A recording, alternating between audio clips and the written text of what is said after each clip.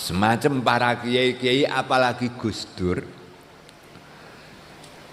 dengan gaya polosnya Gus Dur, dengan gaya jok-joknya Gus Dur, itu semestinya untuk meredakan romo kiai sing ora iso guyon. Ah gitu. Kok stres dhewe mengko. Karena tugasnya yang sangat berat itu. Maka harus diringankan dengan jok-jok. Dan ini adalah contoh yang kita peroleh dari Gus Dur yang menerjemahkan apa? Kitab. Menerjemahkan. Tidak sebagaimana kiai-kiai. Arih nafsaka anit tadbir. Fama qoma bi ghairuka la takum bihi anta li nafsika. Sing wis diurusi karo Gusti Allah wis ben, awake dhewe sing penting usaha. Bariku diserahke karo Gusti Allah. Tinggal guyon-guyon wae. Kalau saya ya tinggal ngudut-ngudut dan ngopi-ngopi saja gitu. Gitu. Jadi mari semangat Gus Durian, maaf kita harus contoh. Kita tidak mungkin bisa seperti Gus Dur, tidak mungkin. Ya, yang mutafannin fil ulum. Ngilmu apa wae iso.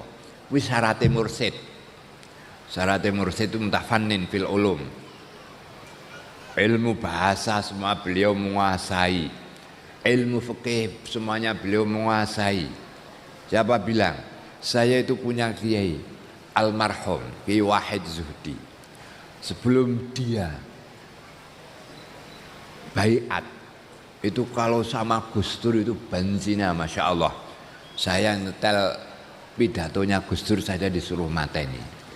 Tapi ketika dia sudah baiat di dalam satu thariqah, ketika dia sudah mempelajari Gus Dur, Masya Allah, pada waktu Gus Dur akan diturunkan, saya rela untuk mati untuk Gus Dur. Karena seluruh apa yang dilakukan Gus Dur ini setelah saya telaah sungguh mencengangkan, cocok sebagaimana fikih-fikih yang kita pelajari itu. Jadi kalau kita itu apa? Gus Durian itu apa? Sehingga saya sering kritik pada saudara-saudara Gus Durian. Kowe kok iso ngaku-ngaku Gus Durian iku modalmu apa kok kendel men.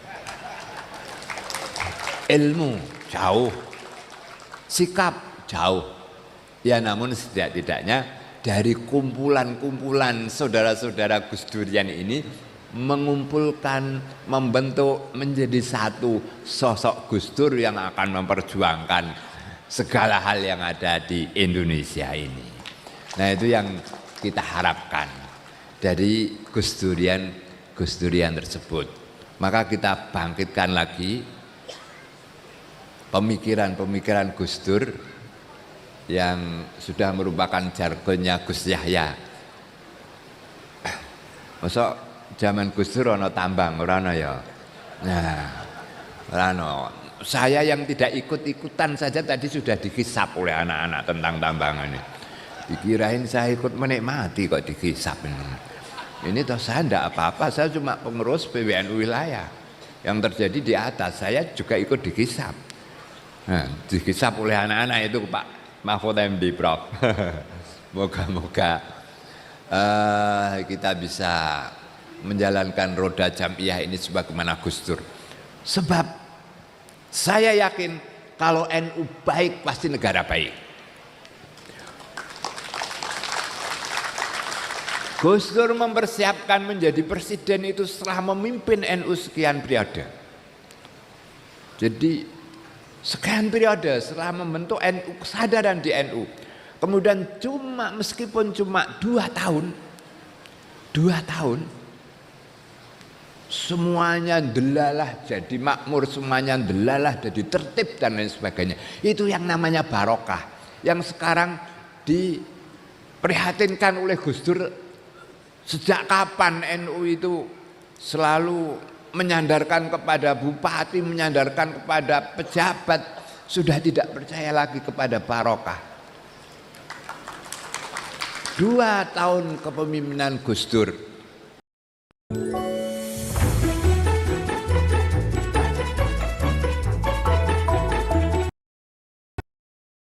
penuh dengan berkah. Meskipun Gus Dur tidak pakai tangan besi, tapi pakai tangannya Pak Mahfud MD cukup saja. Sudah kayak demikian. Oleh karena itu pada suatu saat terakhir ada seorang pengurus NU pamitan pisah sambut karena dia dipilih jadi wakil bupati. NU itu kelasnya kan wakil-wakil saja, kecuali Gus Dur saja. Gus Dur saja. Dia mengatakan, para Romo Kiai, insya Allah nanti kabupaten ini akan saya atur dengan sebaik-baiknya. Insya Allah kalau pemerintah Kabupaten Demak ini kami atur dengan sebaik-baiknya, insya Allah NU-nya juga jadi baik. Saya sebagai Rais Surya suruh memberikan pengarahan terakhir, niku keliru Pak Kiai. Kalau NU-nya baik, insya Allah bangsanya menjadi baik. Di Jawa Tengah tidak ada seorang calon bupati yang mengatakan saya bukan NU, pilihlah saya. Tidak. Pasti dia suan ke kiai, pasti dia mengaku sebagai orang NU. Nah ini, kalau bupati-bupati ini baik, demikian pula para yudikator ini juga orang NU. Maka kalau ini menjadi baik dari NU, dari kawah condro di muka NU sudah baik, maka negara ini juga akan baik gitu.